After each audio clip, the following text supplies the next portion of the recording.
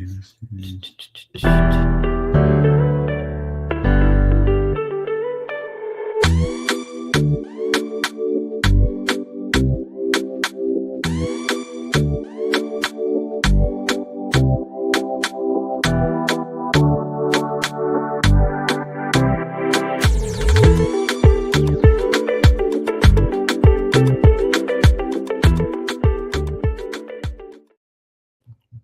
Welcome to Bone of My Bone, Marriage of the Heart. Yes, indeed. We are your hosts. I am Katina Robinson. And I'm Mr. Ronnie Robinson.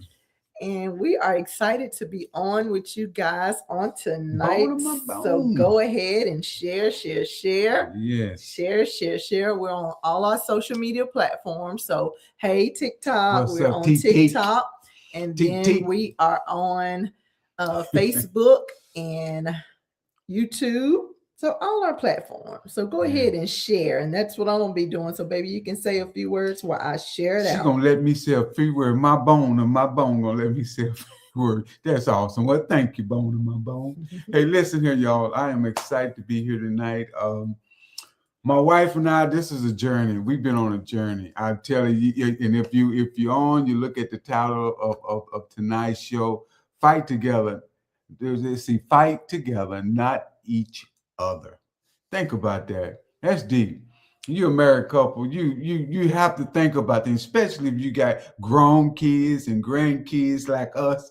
Hey, listen, this is life. Life is lifing with us. But it's been great, y'all. It's been great. It's been a journey. I thank God for my beautiful wife of 23 years. Yes. I mean, going through this and good days, happy days, and roundabout days. It all's been there, but we battle this together. Yes, we and do. See, one thing I always say when I'm talking, when you're going through something as a married couple, instead of fighting and bickering and getting at each other, in that valley when things is not right, you need to be falling in love with each other, because it's the battle not for just an individual. No, this battle is together. And and we war against anything Satan got coming towards our marriage or anything like that. We're gonna war against it because we know who we call on. We call on Jesus Christ. Yes. So go ahead and say hello as you come on, whether you're on TikTok or Facebook or YouTube. Can y'all hear us okay?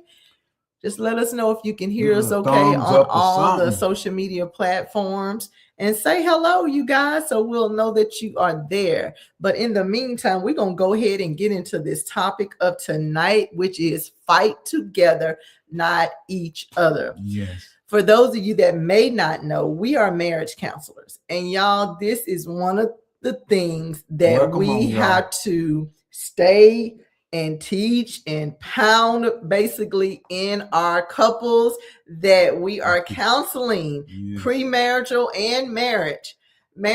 People that are married that we're counseling, is that you got to fight together, not each other. The enemy loves for us to fight each other.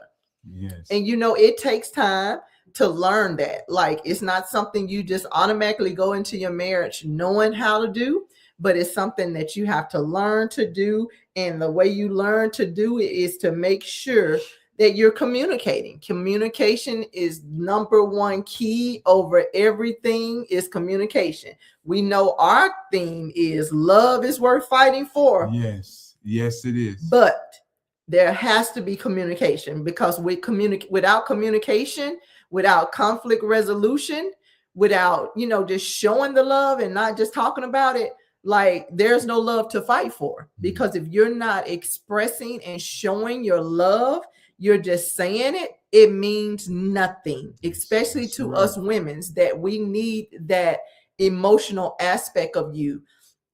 We need that emotional aspect of our husbands. We need to know that you're not just saying you love me. I need you to show it. And I always say this, and I will continue to say this. We are going into our 23rd year of marriage. And I will say this over and over again. When you look in the dictionary next to the word love, they should have a picture of my husband because he got that on lock. He knows how to love. He taught me how to love. You know, I know many of you maybe have heard our testimonies and some of you may have not. Thank you all that's sharing. And as you share, please go ahead and come on and make a comment so we'll know. I see the numbers going up, but until you make a comment, I don't really know that you're there. But anyway, I'm going to continue to talk.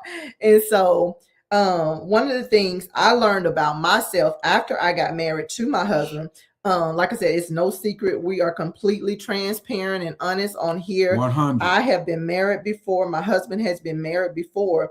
And I really did not know how to receive love when I married when my husband and I got married. Like, he know how to dish it out. I did not. I had a challenged childhood. And then I got married the first time at a very, very young age.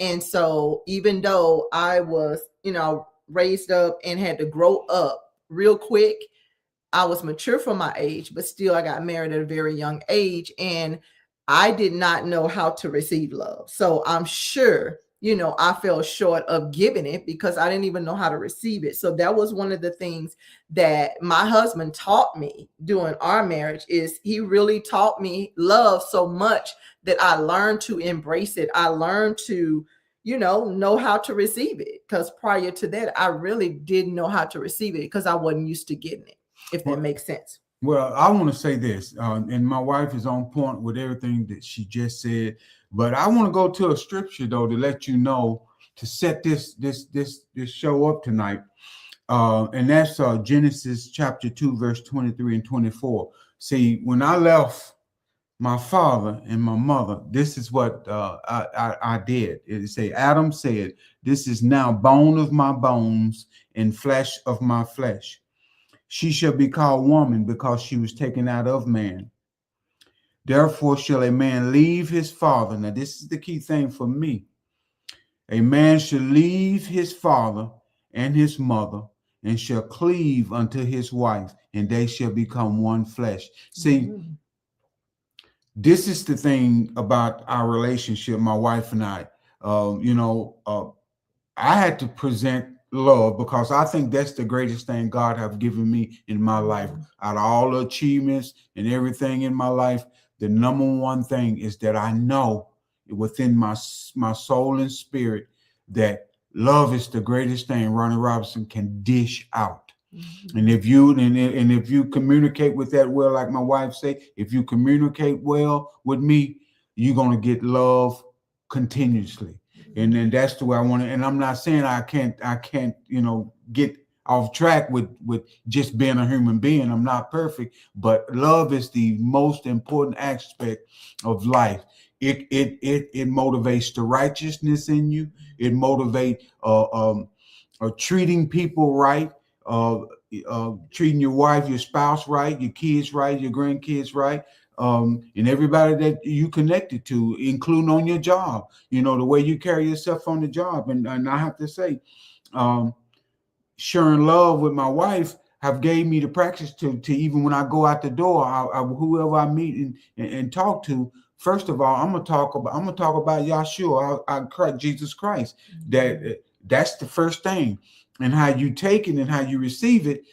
It may go in, the conversation may go deeper and further, but if not, fine. I'm gonna drop seeds everywhere I go in the name of Jesus Christ. But showing her love was my goal. I studied her. I made sure that I found out what make her cry, what make her happy, what she eat, what is she allergic to, what type of medicine she may be taking. That, well, no, whatever a hospital try to give her, I want to know exactly what she allergic to. Yeah, I even have it in my wallet right today. Yes, because it's about cleaving unto your wife.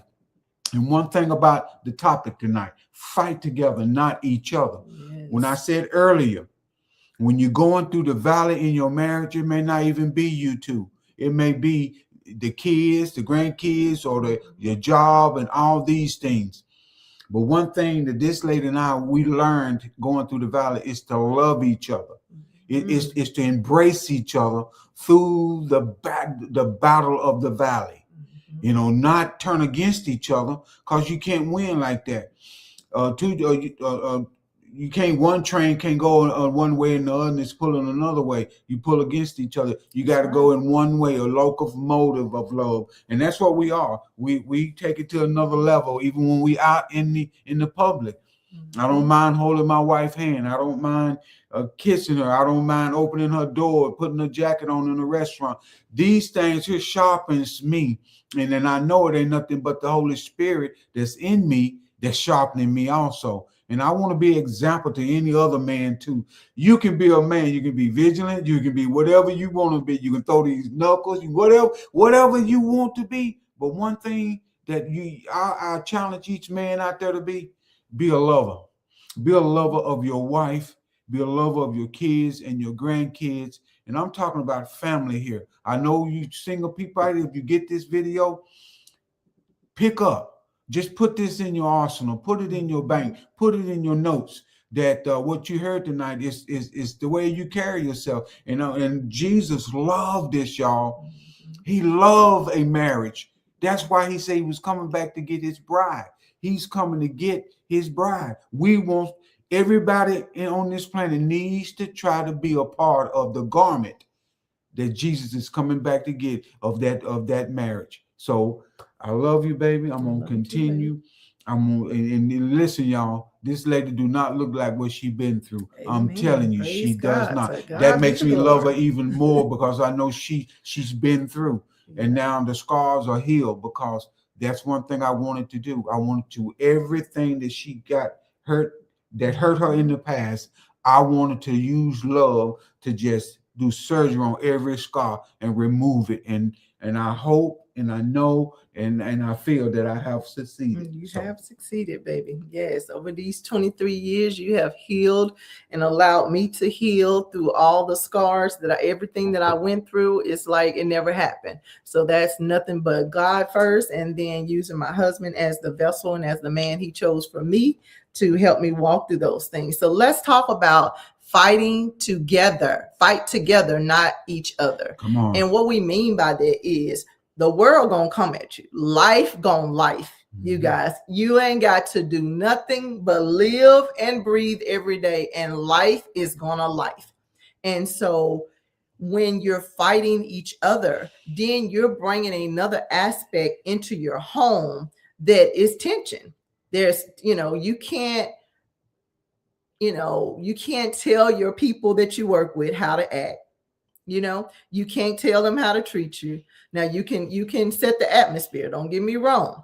You can set the atmosphere wherever you are, but where you have the most control is in your home. You set you set the atmosphere. You really do. When you wake up, if you wake up on the wrong side of the bed, as they say, with a bad attitude, that attitude gonna transpire with your husband, with your kids, with every part of your day. So that's the reason, as women, we should make it a everyday thing to get up before anybody else in the house. Spend your time with God. Spend your time reading, getting your armor on and all of that, all of those things before anybody else in the house wake up.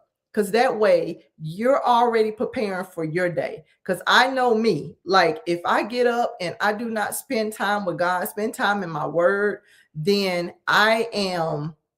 my day is just hectic. It seems like stuff not working out. It seems like stuff is chaotic and confused. And we know God is not the author of confusion. And so as women, we set the atmosphere. We set the tone in the house, ladies. I know everybody that's listening or catch the replay. Ladies, we set the tone. So if we mad at somebody, like if we mad at our spouse, everybody in the house know you mad. You mad at daddy, mama mad at daddy, and vice versa, and so it's our job to set the tone. Like I said, start your morning with time with God, first of all, and then in worship, just getting your spirit like refreshed, and that way you can start your day out and it would be so much more productive. I promise you, when you spend time with yourself and God in the morning, your day goes so much smoother, and it's like I said, it sets the tone of the house. And so we have to do that, because if not, we gonna wake up with something to complain about. Because I'm, like I said, me and my husband married going on 23 years. If I wanted to nitpick and find something wrong, of course, I could sit up and point out every little thing he do or don't do, because that's just human nature. You want to find, something to complain about. But I choose not to do that. I choose to point out the things that my husband does amazingly. I choose to encourage him even when I don't feel like it. Now, like I said, we transparent on here. We don't always feel like encouraging our spouse. We don't always feel like being just very active and involved with our kids. Sometimes we just want to pull the covers over our head and go back to sleep, or just lay in bed and do nothing. Because if you're like me, you got 50 gazillion things to do every day, and you just have to set your day, your schedule, to say, okay, this is getting done today, and that may or may not get done today. And one thing, baby, that I just want to say, when I get up and I go to work and I know I got to take care of my household, and my wife is at home and I'm leaving the door and I'm driving to work every morning, that's the time, man. Hello. That's the time you got to talk to Jesus. Mm-hmm. You got to get that personal relationship with him, and that's what I do. I talk with him, not just turning the music on all the time and listen to the music on the way to work. I want to get silent. I want to be able to hear the silent voice. What are you talking about, Lord? What are you saying, Yahshua? What do you want me to do today? How you going to order me around? Because I want him to order my steps. On whatever I do, I want him to do that. And so when I'm on my way to work, I understand that I'm going to take care of get my job and take care of my family, but I want to protect them. I want to be able to, when I go to work and come back, that I'm covered and I don't bring no spirits into that have tried to attach itself to me, back into the kingdom, my kingdom here with my wife and my son. So it's like, I want to be able to be on target. I want to be able to be righteous. I want to be able to get him to empty. I want to empty my cup where he can fill it up during the day. Even when I'm at work, I'm thinking about him and what are my moves and how I move at work and how I'm dealing with customers and things like that.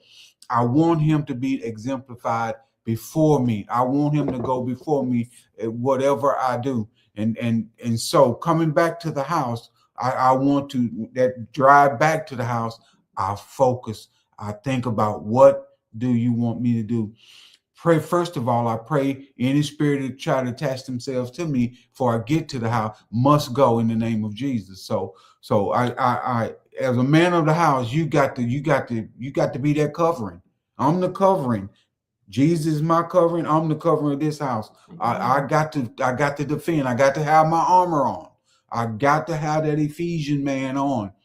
I got to have it all over me to be able to defend myself and defend my family at all costs, because I'm telling you, the way this world is today and what's going on in this world today, evil spirits are roaming from person to person. If you ain't got your spirit intact with Yahshua, Jesus Christ, you are opening the door for any spirit to come in, latch itself on, and sometimes it kind of hides itself. Before you know it, it may come in, and y'all may laugh at this when you get this, but it may come in on just a pin somebody will lend you.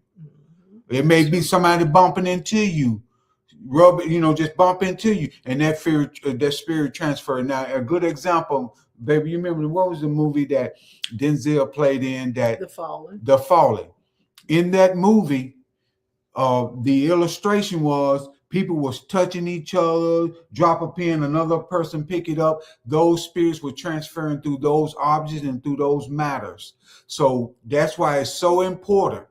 It's so important that you fast and you pray and you ask God, you ask Yahuwah. That's that to be you, to come into you, guide you, and lead you.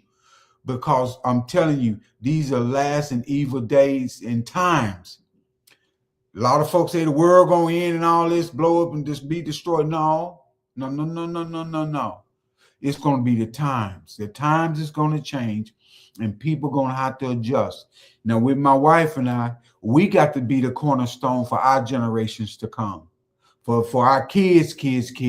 That's what we operate. We operating in the future of this thing. We asking Jesus to petition to the Father to dispatch trillions and trillions of angels into the future for our kids, to put them in place. You have the power to do that. You have the power to give the angels orders. They waiting on you. Matter of fact, y'all, you okay, baby? You okay? Yahweh is totally wanting you to get them orders to do things. So it's important. Very important. Is. So how do you fight together and not each other? First of all, you have to work on you. Like, yes. You know, if you should get convicted when you talk to your spouse in a tone that is not the right tone. If you yelling or saying something nice but saying it with the wrong attitude, work on that. Like, yes. We all have things we have to work on. Like, I know for me, I came into our marriage as being a single parent before I married my husband, right? And so coming into the marriage, I was the one, the head of the household before I got married to my husband. So I had to really work on that and remind myself that I'm no longer the head of the household. I married the man that God created for me and brought into our life. And so now I have to submit and come under his leading, you know. And so those things like that, you know, we have to just admit our flaws. Like, the biggest thing with marriage, I think it is that if we can just confess our faults and admit when we're wrong, that, you know, our marriages would be so much better. Mm-hmm. But so, you know, it's all about pointing the finger. You did this, so I'm gonna do that. Or like, if I come to my husband and I'm, you know, giving him something that he, you know, saying something to him that he've done or whatever. And if he come right back at me saying, but you did, y'all ain't solving nothing that way.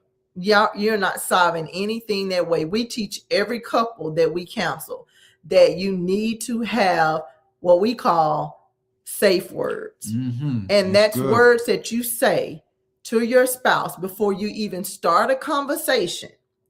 You let them know, babe, I need you, whatever the words is.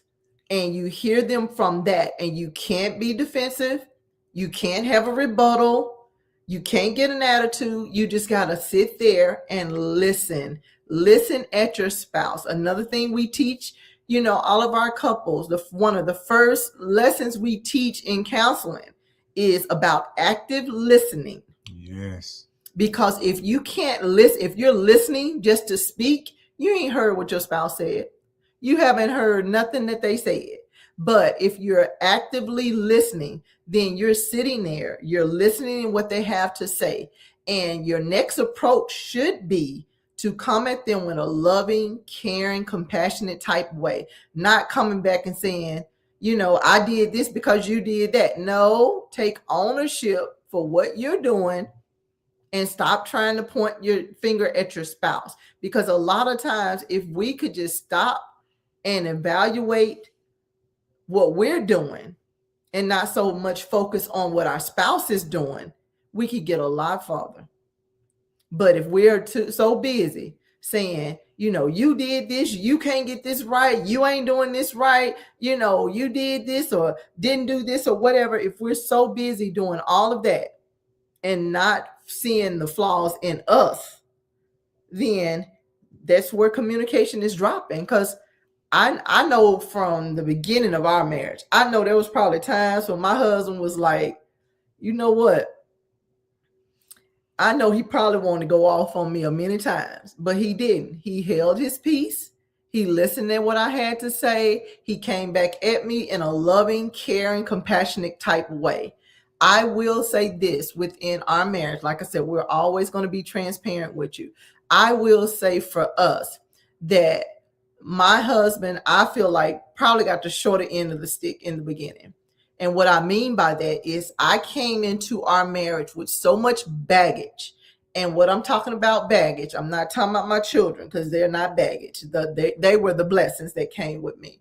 What I'm talking about is baggage is my childhood trauma, then my young adult marriage that was domestic abuse, that was abusive in several ways.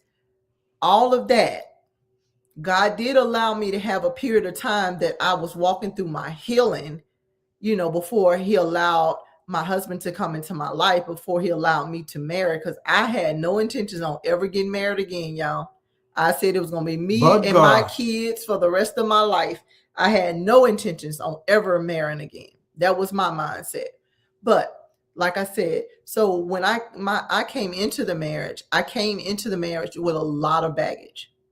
I had trauma, I had hurt, I had my walled up. My husband would tell you he had to crawl the Berlin Wall to get to me. No, because I had the channel wall. Because I had so much of a wall up because of all the things that I had went through. And so I know that about myself. And so coming into the marriage, I knew what I was coming in with, but my husband chose to love me through that. He chose to say, baby, I understand you traumatized. I understand you went through this and you went through that. So I'm going to love you through these things. I'm not going to, just go head for head, always trying to fight you and argue with you and prove to you and all of that. I'm going to let my actions of love show and speak for themselves. And that's exactly what happened. His love is what helped me overcame a lot of things, because I found out within the marriage that he really don't have an ulterior motive. He really loved me just for me. And so that allowed me, to continuously let my guard down and say, look, I'm not fighting my enemy. This is my husband. This is supposed to be my best friend. This is the man that God, brought to me. Why is my defense up? My defense was up because of past stuff. But I was able to just lower that fence and keep lowering that fence. And he was patient with me through love, through kindness, through just endurance, because I know it was a lot to deal with. I want to say this, baby. Communication is king, though. Mm-hmm. I love that you said that earlier in the show, that communication. Hello. Say hello as y'all come on. Don't just come on and look. Say something so we'll know you're there. I'm sorry, babe. Go ahead. No, you're good. Communication is the most important thing. Is that I knew she was going through a lot. That for us mental. One of the greatest things that God gave me is patience with her, because what she had been through. There was issues and times where when we would sit down and watch a movie and something happened in that movie that since I was studying her through all of the dating and all that, I knew this. But we was watching a movie at one time and something happened in the movie. Is it okay? You want me to say it, baby? Mm-hmm. Okay, 100. It was a rape scene. Mm-hmm. And I know that my wife had kind of told me over the past, No, that was when we was dating, baby. You didn't know all of that. Well, no, that's what I'm saying. That when we were dating, we weren't. Yeah, right. So, mm-hmm.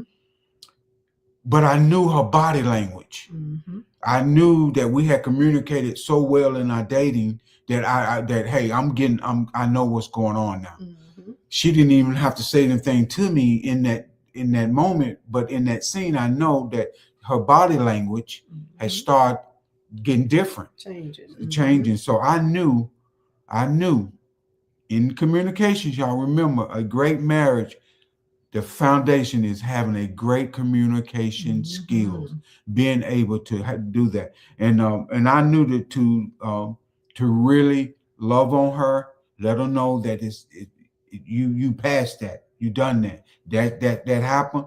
You have grown in Christ, and that I'm in your life here. Mm-hmm. I'm in it now, and that I'm gonna love you to the fullest. So, I mean, I had to be there. Yeah. I had to be there, and that's the key to marriage, to being able to learn your spouse, to have that great communication, intact.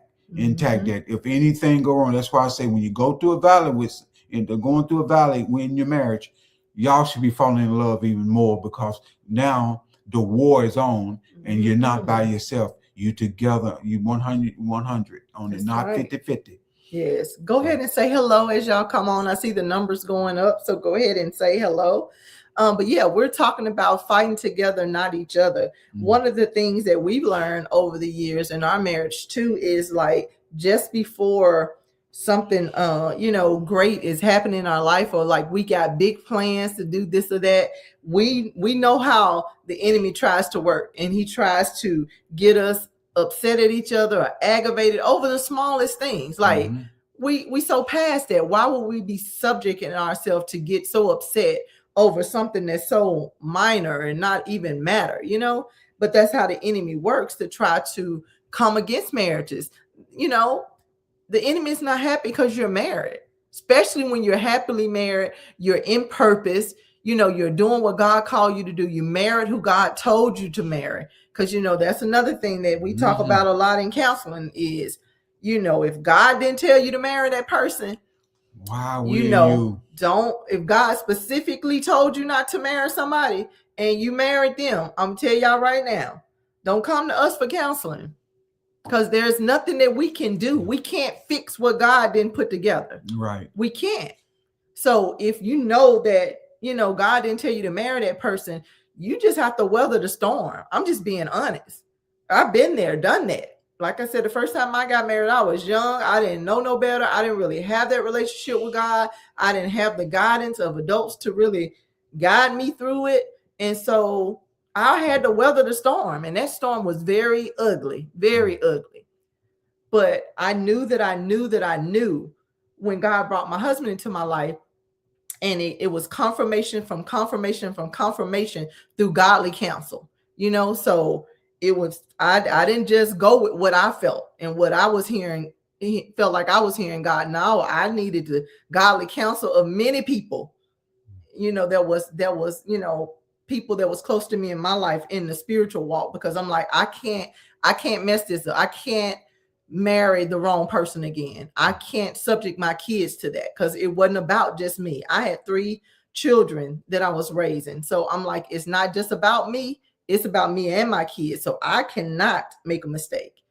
And so that's when it comes to, if God put you together, like whatever storm that comes your way, you can fight together. I mean, like I said, I know we have been through some of everything there is to go through in our marriage, through the time we've been married. Not adultery. Now, we don't play that. Now, cheating is deal breakers for us. Now, that's for us. We can't, hey, you go how God leads you. But for us, that's a deal breaker. Like, there's no coming back from that. Right. But we've been through a lot of storms. We were a blended family, raising kids that are not your biological kids. Those things can be challenging in a marriage. I'm just telling you. And so we weathered a lot of storm together, but we always drew closer in our valley experience, in our wilderness, when we were at our lowest low and we felt like we didn't have nobody else. We came closer together through those times, even when we did have people that was kind of in our corner and everything, that was there to kind of give us encouragement or whatever. We still came together, because what you don't want to do in your marriage, you don't want another voice that's louder in your ear than God and your husband. Let me say that one again. Yes. You do not want any other voice louder in your head or in your ear than God first and your husband. Even if it's a pastor, even apostle, whoever, like that voice should not be louder than your relationship with God first, and it make you feel some kind of way or come against your spouse or whatever. That godly voice, if it's a pastor, apostle, bishop, something like that, it should be helping, not hurting. But if they're saying things about your spouse and making you feel and turn against your spouse, they're out of order. That's good. So those things you have to learn to fight together. Like, there should be no one that should be speaking to you about your spouse that is talking you against them and, not trying to bring y'all together. So be mindful of that. Let me jump in for a second, baby. Go I ahead. want to say, see, this is the moment where you cleave unto your wife. Mhm. This is where you lift your wife up. I'm gonna tell every man out there, I'm telling you from me, you don't have to be like me, but listen, you ain't hurting if you do. Let me put it that way. But you lift your wife up.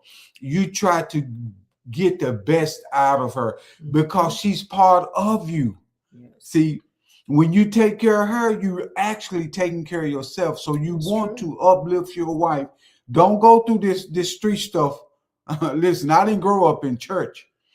And you all here in the street, oh, you him pay. Oh, yeah, she got you wrapped around her finger and all this type of nonsense, witchcraft to me, talking that way, because it's speaking over you and over your spouse and everything else after you. So I'm telling you right now, you lift your wife up. Lift her, gentlemen. If you're married, you got a good wife, lift her up.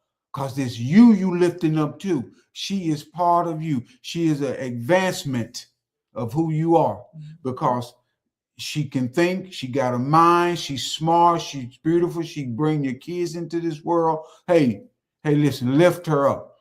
And the way to do that is to I'll going back to the first part of this show. You study your wife, study her. If y'all dating and y'all getting serious, men, date, study your girlfriend, get to know her, And I'm gonna give you an example. I remember one time we were dating, and my wife said, "What if I was sick, baby, and I'm on my deathbed? What will you do?" You know what I did at that moment? She can contest with me. I cried like a baby, and I don't mean it, God forbid, but it was like she died. Even saying that because that's just the way I knew her, had started studying her and know her, and it hurt me just to even hear that. So, but it's part of you. Man, take care of your wife. Man, be the best to your wife. And I mean, wherever you go, because I'm telling you, we need some couples now out here to be example for what these kids are choosing and begging for and marrying and not even knowing. That's true. When they get up there and they say I do, and then they get in their first fight, they don't even know who they are. Like, who did I marry? Well, you don't marry nobody because of material things, because they got degrees and all this and what they can bring to the table. No, no. If you don't know them, you're in trouble. You're actually barking up the wrong tree. Yes.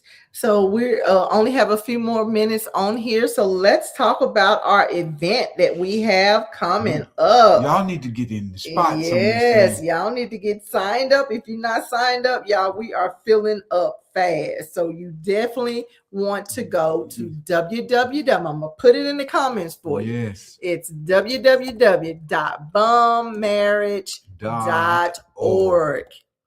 www.bombmarriage.org. Let me put it on here so you can see it and just click on it. Share this video. Share the video to get it out to couples that want to come and enjoy. Yeah, so that's where you sign up at www.bombmarriage.org. So it is Valentine's Day. Yes. And what we are having is a married couple. Let me clarify. You must be married to attend, and it has to be a man and a woman. Yes. Man and a woman, the way the Bible said. Married couple.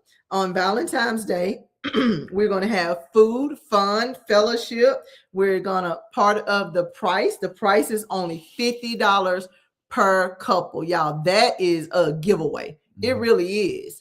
And we're going to have professional pictures taken. We're going to be set up with the lights and everything, and you're going to be able to take pictures. And yes. And so the ticket is $50 per couple, and it includes your romantic dinner, the games and everything that we're going to do, all the meaningful connections and conversation, and the individual couples pictures, professional picture. So that's what it all entails. And you want to sign up, if you're in the Georgia area. If you're not in the Georgia area, get your way here.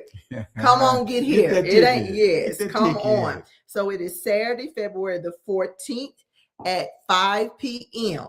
Again, that's Saturday, which is Valentine's Day, Saturday, February the 14th at 5 p.m. That's Eastern Standard Time for those of you that may not be in the Georgia area. But come on down, come on down. But your ticket, again, includes the dinner, the games, the meaningful conversation and connection, and the individual professional picture. And so you get a lot for that price, y'all. You can't go out for $50 no more. You cannot. It's like probably $100 now. You probably pay that per person just to eat nowadays. And so, we wanted to not stretch the budget, but yet, bring some joy to people. Have bring some fun. Have some fun. Yeah, have fun with the married couples and just love on each other and just, be able to eat good food, laugh, play games, and just let your guard down for a minute and just have fun with each other. A lot of couples don't take the time to still date. So we want to make sure that we're providing the space for you to do that. And that's up to you what you do before then, during that time, and afterwards. We pray that it sparks so much conversation that as you leave, you talk to your spouse and y'all have discussions that you have never had or that you have not had in a long time. Like, it is going to be so much meat to this event, y'all. Yes. So don't take it lightly. And we have a very limited space because we wanted to keep it intimate. And so it's filling up quick. So go ahead and go to www.bombmarriage.org and get your spot today, because you don't want to miss out. I promise you don't want to miss out on this event. It's going to be so good. And join Bone on My Bone every other Thursday. Yes, every at other Thursday. 9:15 p.m. Eastern Standard Time. Please share it. We know we were in hiding. I'll say in hiding sabbatical for a while. Yeah, we was in sabbatical for a while, but we're back and we're trying to stay as active as we possibly can. But we need y'all participation and involvement. So share it. Invite people. When we say we're having an event, sign up. Let's just do life together as happily married couples. Do y'all like our shirts? Do y'all like our Bone Our Bones shirts? These are professionally made shirts. Yes. And I do want you to always see. You see why I'm smiling, because I got that one on my back. Yes. See that? Yes. See those smile? Oh, I'm moving. Oh yeah. All right, we happy. Listen though, y'all. Listen, I'm not joking. We happy like this. Yes, we are. That's super happy. Not a front. Everybody that knows the Robinsons. Yes. They know. You see that heart? Oh, I'm working this pretty good. Go ahead, baby. Look at you. I see you. I see you. All right, y'all. Well, if you have any questions, go ahead and answer them. Ask them now, because we're about to get off of here. And so we want to give you the opportunity to ask any questions you have. And if you don't have any questions, go back and catch the replay. If you missed anything, share the replay.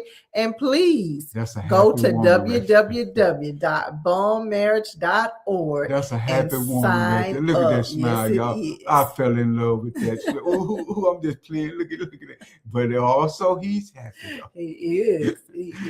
So we love you guys. Y'all have an amazing rest of your night. Please share the video. Please go sign up for the event. We look forward to meeting the ones that we've never met, and we look forward to seeing the ones again that we do know. And we're just looking forward to having a great time together. So we'll see y'all then. Go ahead and share the video. Go ahead and sign up for the Valentine's Day event. We love you guys. Have an amazing rest of your night. Because Bone of My Bone love you all. Yes, and remember, love is worth fighting for. We love you guys. Good night. Peace. See that smile? See that smile?